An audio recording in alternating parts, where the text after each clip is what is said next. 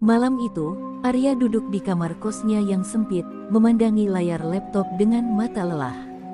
Sudah berbulan-bulan ia menganggur sejak studio animasi tempatnya bekerja bangkrut.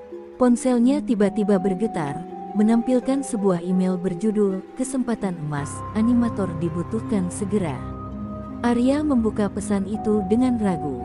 Isinya singkat, hanya menyebutkan bahwa sebuah studio bernama Lentera Studio sedang mencari animator tambahan untuk proyek besar mereka, Marsha and the Bear. Tanpa pikir panjang, ia membalas email tersebut, mengirimkan portofolionya, dan berharap ini adalah kesempatan untuk bangkit kembali.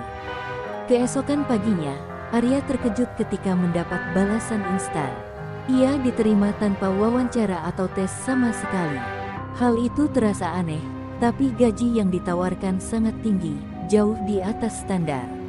Ada satu syarat yang membuatnya sedikit bingung, ia harus bekerja di studio secara langsung, bukan dari rumah. Dalam email itu juga dilampirkan alamat studio yang berada di daerah terpencil, jauh dari pusat kota. Meskipun merasakan firasat aneh, Arya tetap memutuskan untuk berangkat, ia tidak bisa lagi menolak peluang emas seperti ini. Setibanya di lokasi, Arya merasakan keanehan pertama. Studio itu terlihat tua dan sepi, berbeda dari bayangannya tentang sebuah perusahaan animasi besar. Pintu masuknya dari kayu, dengan cat yang sudah mengelupas. Tidak ada papan nama, hanya sebuah plakat kecil bertuliskan, "Lentera Studio", dengan huruf yang hampir pudar. Saat ia mengetuk pintu, suara berderit pelan terdengar, seperti ada seseorang yang mengintip dari dalam sebelum akhirnya membukakan pintu. Seorang pria tua dengan wajah letih menyambutnya. "Kau Arya, bukan?" Suaranya berat dan terdengar seperti orang yang sudah lama tidak berbicara. Arya mengangguk. "Ikut aku," kata pria itu singkat. Tanpa basa-basi, Arya dibawa melewati lorong panjang yang dipenuhi lukisan-lukisan konsep karakter Marsha and the Bear. Namun, ada yang aneh, setiap gambar Marsha terlihat berbeda dari yang biasa ia lihat di televisi. Senyumnya terlalu lebar, matanya terlalu tajam, seolah ada sesuatu yang mengintai dari balik tatapan polosnya. Arya akhirnya tiba di sebuah ruangan dengan komputer-komputer tua berdebu. Beberapa animator lain duduk dengan wajah pucat dan mata sayu, seakan mereka sudah bekerja selama berhari-hari tanpa tidur. "Kau akan bekerja di sini," kata pria tua itu sebelum meninggalkannya begitu saja. Arya duduk di meja yang ditunjukkan, mencoba menyalakan komputer. Saat layar menyala, ia terkejut melihat banyak file yang diberi nama aneh, Marsha _prototype -01.mov, jangan_buka.mp4, episode _terlarang. Rasa penasaran mulai menguasainya. Tangan Arya bergerak sendiri, membuka salah satu file yang bernama Marsha _prototype -01.mov. Video itu menunjukkan animasi awal Marsha and the Bear, tetapi ada sesuatu yang tidak beres. Gambarannya kasar, dengan suara yang terdengar seperti bisikan samar. Marsha tidak tersenyum, malah menatap kamera dengan mata hitam pekat. Tiba-tiba, layar komputer Arya bergetar, suara dengungan aneh memenuhi ruangan. "Apa yang kau lakukan?" Suara keras menghentikan Arya. Ia menoleh dan melihat seorang wanita berdiri di belakangnya dengan wajah panik. "Jangan pernah buka file itu," katanya dengan nada gemetar. "Kau tidak tahu apa yang sedang kau ganggu." Arya menelan ludah, jantungnya berdegup kencang. Ia baru sadar, tawaran pekerjaan ini bukan hanya aneh, tetapi juga menyimpan sesuatu yang tidak seharusnya ia ketahui. Malam pertama Arya di studio terasa begitu panjang. Setelah kejadian tadi, ia mencoba mengabaikan perasaan tidak enak yang terus menghantuinya. Wanita yang memarahinya tadi bernama Sinta, salah satu animator senior di studio. Ia memperingatkan Arya agar tidak membuka file apapun yang tidak berkaitan langsung dengan pekerjaannya. Namun, larangan itu justru semakin membakar rasa penasaran Arya. Ia ingin tahu, apa yang begitu mengerikan hingga Sinta tampak ketakutan. Ketika jarum jam menunjukkan pukul 11 malam, sebagian besar animator mulai meninggalkan studio. Mereka terlihat terburu-buru, seolah ingin menjauh dari tempat ini secepat mungkin. Arya memperhatikan dengan bingung. Kenapa semua orang pulang cepat? Tanyanya pada Sinta, yang masih sibuk membereskan barangnya. Wanita itu menatapnya sejenak, lalu berbisik, "Jangan pernah berada di sini setelah tengah malam." Sebelum Arya sempat bertanya lebih lanjut, Sinta sudah bergegas pergi, meninggalkannya sendirian. Studio yang tadinya dipenuhi suara keyboard dan klik mouse kini berubah sunyi. Hanya ada dengungan komputer yang masih menyala di sudut ruangan. Arya menelan ludah. Rasa penasaran mengalahkan ketakutannya. Ia kembali duduk di mejanya, membuka folder yang tadi ia lihat. Matanya terpaku pada sebuah file bernama Marcia's Revenge, judul yang sama sekali tidak familiar. Jari-jarinya gemetar saat ia mengkliknya. Layar komputer berubah hitam sesaat sebelum video mulai diputar. Awalnya, terlihat seperti episode biasa Marcia and the Bear. Marcia berlari di padang rumput, beruang raksasa mengikutinya dari belakang. Tapi ada sesuatu yang aneh, warnanya lebih kusam, langit di latar belakang tampak abu-abu, dan suara latarnya hampir tidak ada. Hanya ada suara langkah kaki dan hembusan angin. Tiba-tiba, Marcia berhenti di tengah hutan, membelakangi kamera. Perlahan, ia menoleh ke belakang. Mata Arya membesar, mata Marcia bukan lagi lingkaran besar dan ceria seperti biasanya. Matanya kini hitam pekat, tanpa bola mata, seperti lubang kosong yang menatap langsung ke dalam jiwanya. Bibirnya bergerak, berbicara dalam bahasa yang tidak ia mengerti. Suaranya kecil, berbisik, namun terdengar jelas di telinganya. Gambar di layar tiba-tiba bergetar, suara dengungan aneh kembali terdengar. Lalu, layar berubah menjadi statis selama beberapa detik.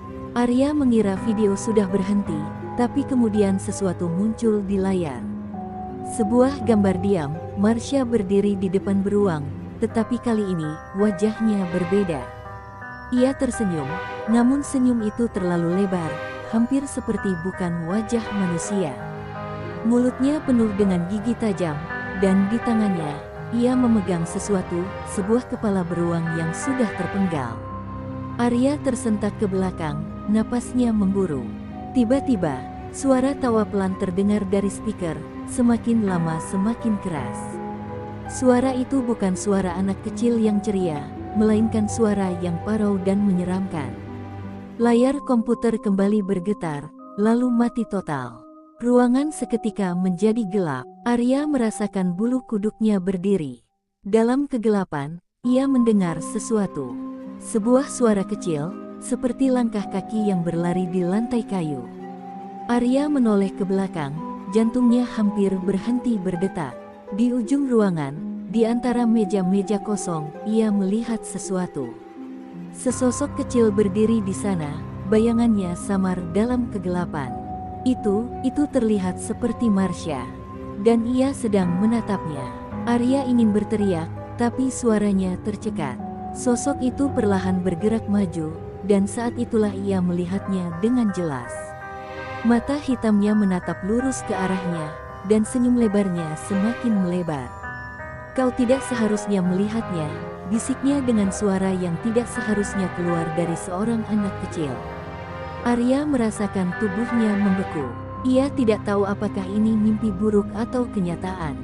Namun, satu hal yang pasti, ia telah membuka sesuatu yang seharusnya tetap terkunci. Arya terbangun dengan napas tersengal di meja kerjanya. Keringat dingin membasahi tubuhnya, dan kepalanya terasa berat, seperti habis mengalami mimpi buruk yang terlalu nyata.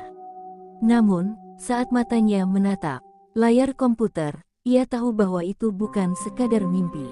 File Marcia's Revenge masih terbuka, namun video telah berhenti pada gambar terakhir, Marcia yang tersenyum menyeramkan sambil memegang kepala beruang yang terpenggal. Arya buru-buru menutup layar, mengusap wajahnya dengan tangan gemetar. Suasana studio masih sunyi. Ia menoleh ke sudut ruangan tempat ia melihat sosok kecil tadi malam. Tidak ada siapa-siapa. Hanya meja-meja kosong dan komputer-komputer yang sudah dimatikan. Namun, entah kenapa, Perasaan tidak enak masih menggelayuti hatinya. Saat ia berdiri dan hendak pergi, matanya menangkap sesuatu di bawah mejanya, sebuah boneka beruang kecil yang tampak usang. Arya memungutnya dengan ragu. Boneka itu kotor, matanya hanya tinggal satu, dan ada bekas sobekan di bagian lehernya, seolah-olah kepalanya pernah hampir terlepas. Ketika Arya keluar dari ruangan, ia melihat Sinta berdiri di dekat tangga, menatapnya dengan wajah tegang. "Kau lembur tadi malam?" tanyanya dengan suara dingin. Arya ragu sejenak sebelum mengangguk. Wajah Sinta langsung pucat. Ia mendekat dan meraih bahu Arya dengan kuat. "Kau melihat sesuatu, bukan?" desaknya. Arya tidak bisa menyembunyikan ketakutannya. Ia mengangguk pelan. Aku melihat Marsha. Tapi dia tidak seperti di kartun," ucapnya lirih. Mata Sinta dipenuhi ketakutan. Ia menarik Arya ke ruangan arsip di lantai bawah, sebuah ruangan yang tampaknya sudah lama tidak digunakan. Begitu mereka masuk, Sinta mengunci pintu rapat-rapat. "Aku tidak tahu kenapa mereka masih membuat kartun ini," bisiknya. "Tapi kau harus tahu kebenarannya sebelum terlambat." Ia membuka sebuah laci tua dan mengeluarkan beberapa foto hitam putih. Arya mengambilnya dengan tangan gemetar dan melihat lebih dekat. Foto-foto itu menampilkan seorang gadis kecil dengan wajah yang sangat familiar. Rambut ikalnya, senyumnya, bahkan gaun yang dikenakannya, semuanya mirip dengan Marsha dalam kartun. Namun, foto terakhir membuat Arya menahan napas. Dalam gambar itu, gadis kecil tersebut berdiri di depan seekor beruang sungguhan, tapi beruang itu tampak tidak biasa. Matanya gelap, dan ekspresinya terlihat liar, hampir seperti sedang marah atau ketakutan. "Sebelum ada Marsha and the Bear, ada seorang gadis bernama Marsa," bisik Sinta. "Dia tinggal di desa dekat sini dan sering bermain dengan beruang yang dipeliharanya. Tapi suatu hari, dia menghilang, dan beruangnya ditemukan mati di hutan, dengan kepalanya terpenggal. Setelah itu, studio ini mulai membuat kartun Marsha and the Bear, dan karakter Marsha dibuat persis seperti anak itu." Arya merasa darahnya membeku. Kau mau bilang kalau karakter Marsha ini terinspirasi dari gadis yang hilang itu?" tanyanya, mencoba mencerna semuanya. Sinta menggeleng pelan. "Bukan hanya terinspirasi," katanya dengan suara bergetar. "Aku yakin, roh gadis itu masih ada di dalam animasi ini. Dan dia tidak pernah pergi." Saat itu, sesuatu di balik rak buku bergerak. Arya dan Sinta langsung terdiam, menahan napas. Perlahan, suara langkah kecil terdengar di lantai kayu, semakin lama semakin dekat. Tanpa berpikir panjang, Sinta menarik Arya keluar dari ruangan dan menutup pintunya dengan cepat. Dari dalam, terdengar suara tawa kecil yang familiar, suara Marsha. Arya merasa tubuhnya gemetar. Kini ia tahu satu hal dengan pasti, ia tidak sedang bekerja di studio animasi biasa. Ia telah melangkah ke dalam sesuatu yang jauh lebih menyeramkan dari yang pernah ia bayangkan. Arya merasa kakinya lemas saat ia dan Sinta keluar dari ruangan arsip. Napasnya masih memburu, dan keringat dingin membasahi pelipisnya. Suara tawa kecil yang tadi terdengar dari dalam ruangan masih terngiang di kepalanya, menciptakan rasa takut yang belum pernah ia rasakan sebelumnya. "Kita harus pergi dari sini," bisik Arya dengan suara bergetar.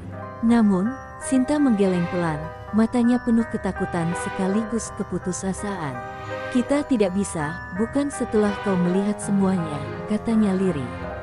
Arya menatapnya bingung. "Apa maksudmu?" tanya Arya. Sinta tampak ragu, seolah ingin mengatakan sesuatu yang tidak seharusnya dikatakan. Akhirnya, ia menarik napas dalam-dalam sebelum berbisik, "Setiap animator yang pernah bekerja di sini, mereka semua menghilang." Kata-kata itu menghantam Arya seperti pukulan keras di dadanya. "Apa?"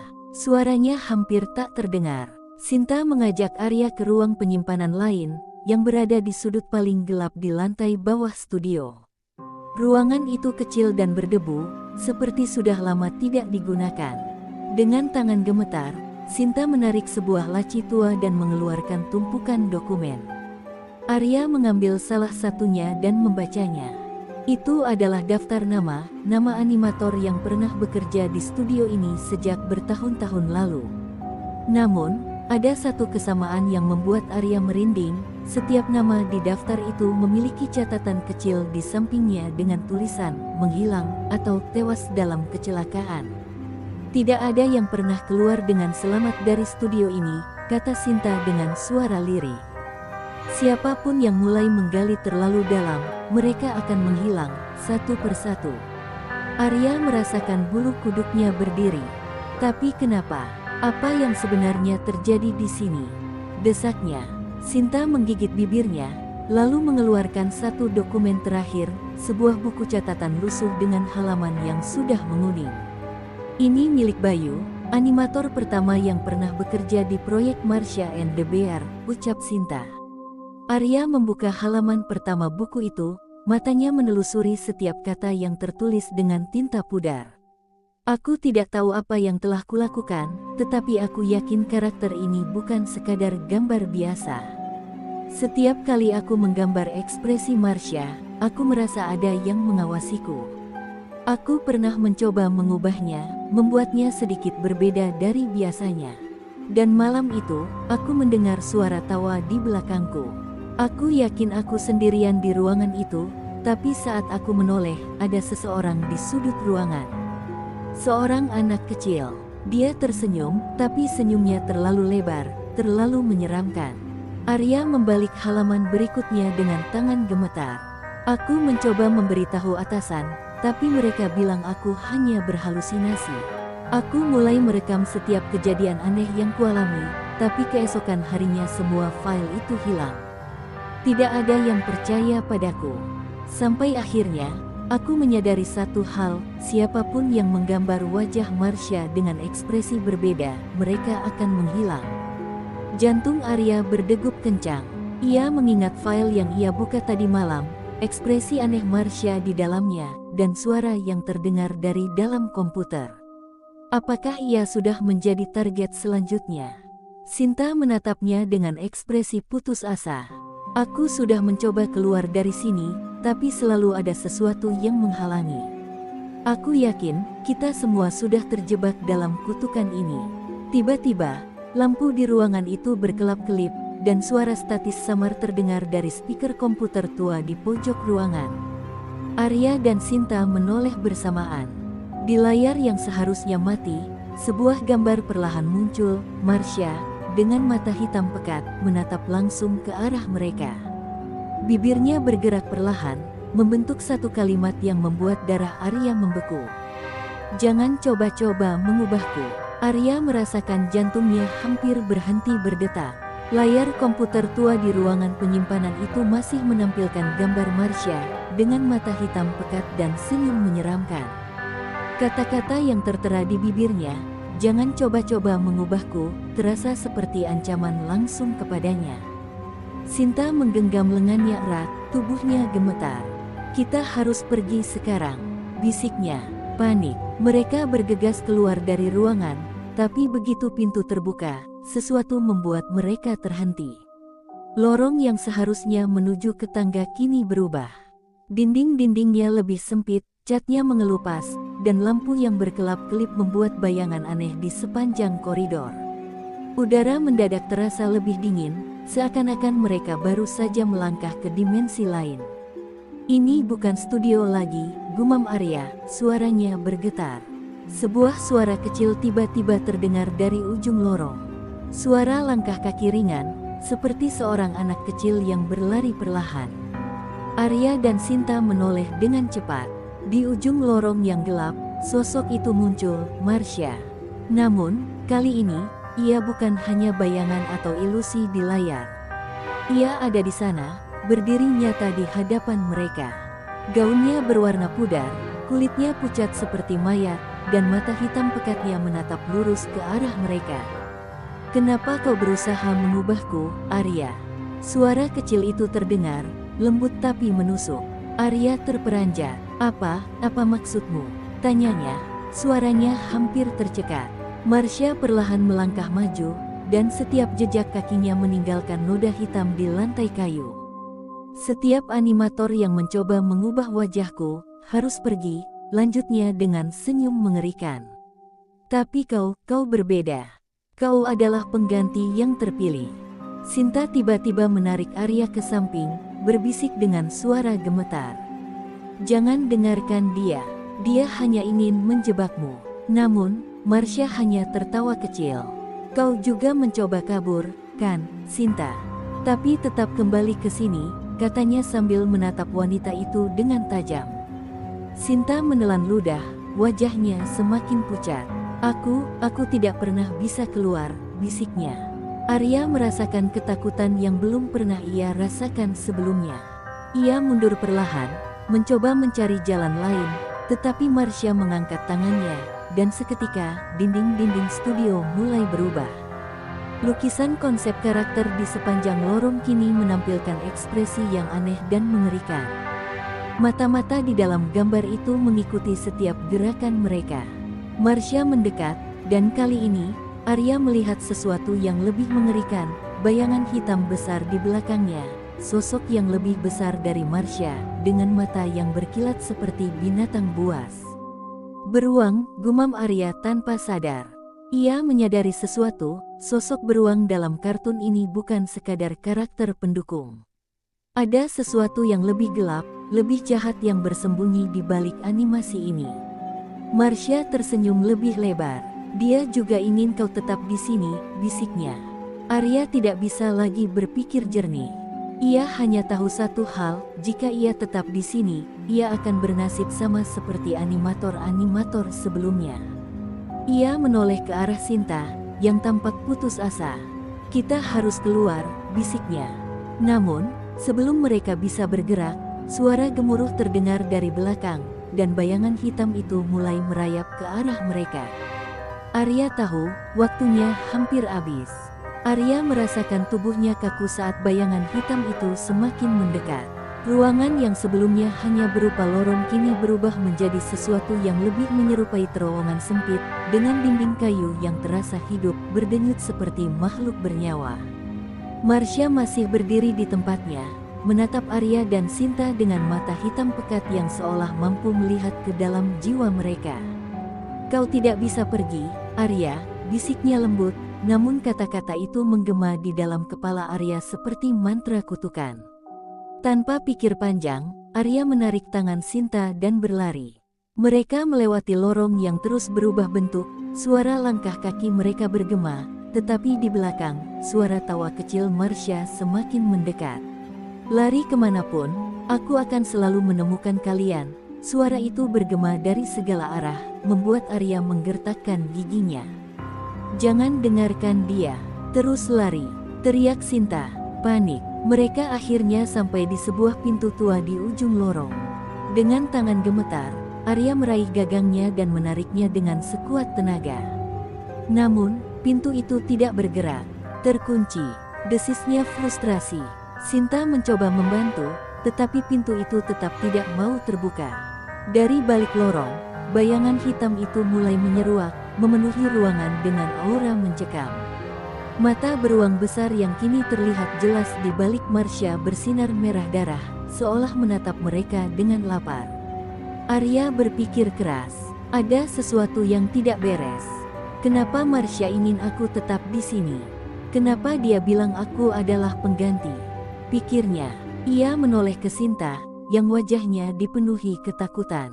Apa ada animator lain sebelumku yang selamat? Tanyanya cepat. Sinta menggeleng, matanya penuh kepanikan. Tidak ada. Semua yang mencoba pergi, menghilang. Arya menoleh kembali ke arah Marsha, yang kini berdiri hanya beberapa meter dari mereka. Senyumnya semakin lebar, dan tangannya perlahan terangkat. Tapi jika tidak ada yang selamat, kenapa aku masih di sini? Gumam Arya. Lalu, sesuatu terlintas dalam pikirannya, bagaimana jika cara keluar dari sini bukan dengan melarikan diri, tapi dengan menyelesaikan sesuatu yang belum selesai. Ia menoleh ke Sinta, di mana tempat animator menggambar ulang ekspresi Marsha. Tanyanya cepat. Sinta menatapnya bingung, tapi akhirnya menjawab, di ruangan utama, studio animasi. Arya langsung menarik tangan Sinta, memaksanya untuk berlari kembali ke arah sebaliknya, menuju ruangan yang selama ini menjadi tempat mereka bekerja. Marsha menjerit marah saat mereka bergerak menjauh. Lorong di sekitar mereka mulai runtuh, seolah tidak ingin membiarkan mereka pergi. Bayangan beruang di belakang Marsha mengeluarkan geraman rendah yang membuat dada Arya bergetar. Mereka tidak punya banyak waktu. Saat mereka akhirnya tiba di ruangan animasi, Arya langsung mencari meja kerjanya. Layar komputer masih menyala, dan software animasi terbuka di depannya. Dengan tangan gemetar, ia meraih pen digital dan membuka model karakter Marsha. Ekspresi kosong dan mata hitam itu masih menatapnya. Namun, kali ini, Arya tahu apa yang harus ia lakukan. Ia mulai menggambar ulang, membuat ekspresi Marsha yang baru, yang seharusnya. Marsha yang ceria, penuh kebahagiaan, bukan sosok mengerikan yang menghantui mereka. Saat sapuan terakhir pena digitalnya selesai, terdengar suara jeritan melengking dari belakangnya. Arya menoleh, Marsha berdiri di ambang pintu, tubuhnya bergetar hebat. "Jangan ubah aku," bisiknya dengan suara penuh kepedihan. Sebelum tubuhnya mulai menghilang, perlahan berubah menjadi kepingan bayangan yang terseret ke dalam kegelapan. Bayangan beruang yang ada di belakangnya mengeluarkan raungan terakhir sebelum akhirnya lenyap bersama Marsha. Hening. Studio kembali seperti semula. Tidak ada lagi lorong sempit, tidak ada lagi suara tawa, tidak ada lagi bayangan hitam. Arya menoleh ke Sinta, yang masih terengah-engah. Mereka selamat untuk saat ini. Tapi di dalam hati Arya, ia tahu bahwa kutukan ini belum sepenuhnya berakhir.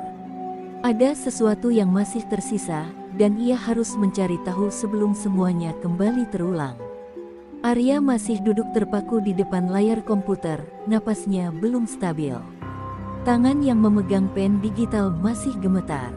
Ia telah mengubah ekspresi Marsha, mengembalikan senyum aslinya, dan entitas menyeramkan itu menghilang. Tapi mengapa ia masih merasa ada sesuatu yang belum selesai? Sinta berdiri di sampingnya, wajahnya masih dipenuhi ketakutan, tetapi ada sedikit harapan di matanya. "Apakah sudah berakhir?" tanyanya dengan suara lirih. Namun, sebelum Arya bisa menjawab, layar komputer tiba-tiba berkedip. Sebuah file baru muncul di dalam folder animasi, Marsha _lasframe.mp4. Arya menelan, ludah, tangannya bergerak sendiri untuk membuka file itu.